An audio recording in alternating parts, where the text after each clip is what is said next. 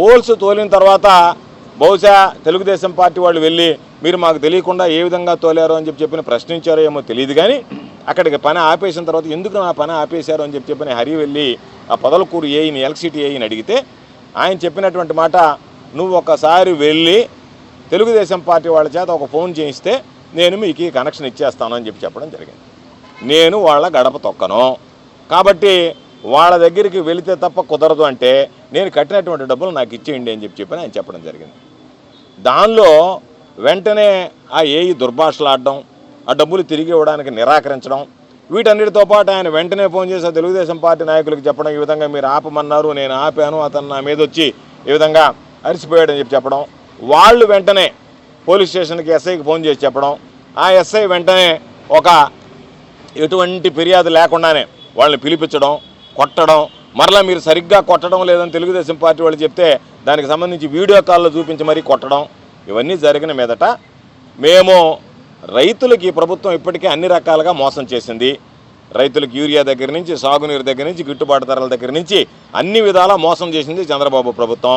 కాబట్టి రైతులను ఒక పక్క దాగా చేస్తున్నటువంటి ప్రభుత్వం రైతులకు అవసరమైనటువంటి వ్యవసాయ కనెక్షన్ల మంజూరులో కూడా ఈ విధంగా వాళ్ళ పట్ల ఏ విధంగా ప్రవర్తిస్తున్నారు, ఎంత నిర్లక్ష్య వైఖరి ప్రదర్శిస్తున్నారు, ఏ విధంగా పక్షపాత వైఖరి ప్రదర్శిస్తున్నారు. మీరు చెప్పేటువంటి మాటలకి చంద్రబాబు నాయుడు మాటలు చెప్పడం తప్ప చేసేటువంటి చేష్టలకు ఎక్కడా పొంతనుండదు. అందులో భాగంగానే ఈరోజు మీరు ఏం చేశారు, మాకు ఈ విషయాల్లో పొంతన ఉండదు అన్నట్టుగా దాన్ని నిరూపించుకునేదానికి, నిర్ధారించుకోవడానికి ఈరోజు మీ ఇష్ట ప్రకారం కనెక్షన్లు ఇస్తున్నారు ప్రాధాన్యత క్రమంలో ఇవ్వకుండా. మీరు దాని గురించి కొట్టారు ఎందుకు అని చెప్పి మేము వెళ్ళి అడిగితే, ధర్నా చేస్తే, నిరసన తెలిపితే దాని మీద మాకు రైతులతో కలిపి నా మీద కలిపి ఒక పోలీసు కేసు పెట్టారు. అంటే మీరు ఏమి చెప్పదలుచుకున్నారు? మేము ప్రభుత్వ నియమ నిబంధనల ప్రకారం ఇవ్వం, రైతు కనుక నియమ నిబంధనల ప్రకారం ఇవ్వమని కనుక మమ్మల్ని ప్రశ్నిస్తే మేము వాళ్ళని పిలిచి కొడతాం, కేసులు బనాయిస్తాం, కేసులు పెడతాం, అవసరం అనుకుంటే వాళ్ళని కొడతాం, లాకప్లో వేసి కొడతామని చెప్పి ఈరోజు ఈ ప్రభుత్వం చెప్పేటువంటి పరిస్థితి. అంటే రైతుల పరిస్థితి ఎంత దయనీయంగా తయారైంది రాష్ట్రంలో అంటే, రైతులు కరెంటు కనెక్షన్ అడిగితే మీరు పోలీస్ స్టేషన్కి పిలిచి కొడతారా? రైతుని పోలీస్ స్టేషన్లో పిలిచి కొట్టారు అని చెప్పి రైతులందరూ కలిసి ధర్నా చేస్తే రైతుల మీద పోలీసు కేసులు పెడతారా? ఇంతకన్నా రైతుల పట్ల చంద్రబాబు ప్రభుత్వం ఎంత దమనకాండ జరుపుతుంది, ఎంత దౌర్జన్యం చేస్తుంది, ఎంత దయనీయంగా వ్యవహరిస్తుందని చెప్పడానికి ఇంతకన్నా పెద్ద ఉదాహరణ అవసరం లేదు. అందుకనే ఈరోజు మేము చెప్పాం, అయ్యా ఇప్పటికే అన్ని విధాలా రైతాంగం నష్టపోయారు, రైతాంగం నాశనం అయిపోతున్నారు, కరెంటు కనెక్షన్ లేక వాళ్ళ పొలాలు ఎండిపోతున్నాయి, పంటలు ఎండిపోతున్నాయి. అటువంటి పరిస్థితుల్లో మీరు రాజకీయాలకు అతీతంగా, పార్టీలకు అతీతంగా ఆలోచించాల్సినటువంటిది వెళ్ళి ఈరోజు దానికి భిన్నంగా వ్యవహరిస్తున్నారు.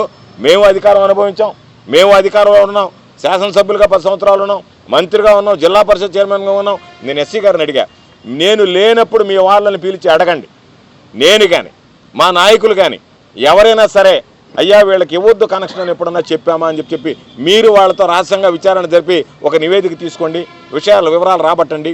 కాబట్టి ఎక్కడ పడితే అక్కడ రైతుల పట్ల దయనీయంగా ఈరోజు వాళ్ళ పట్ల ఎట్లా నిర్లక్ష్యంగా ప్రవర్తిస్తుంటే, అన్యాయంగా ప్రవర్తిస్తుంటే వాళ్ళు ప్రశ్నిస్తే మీరు కేసులు పెడతా, వాళ్ళని తీసుకెళ్ళి లోపలేస్తా, వాళ్ళని కొడతా, దాని మీద అదేమంటే కేసులు బనాయించేటువంటి పరిస్థితి ఏర్పడితే ప్రశ్నించే వాళ్ళని ఇంక ఎవరితో చెప్పుకోవాలో తెలియనటువంటి పరిస్థితి.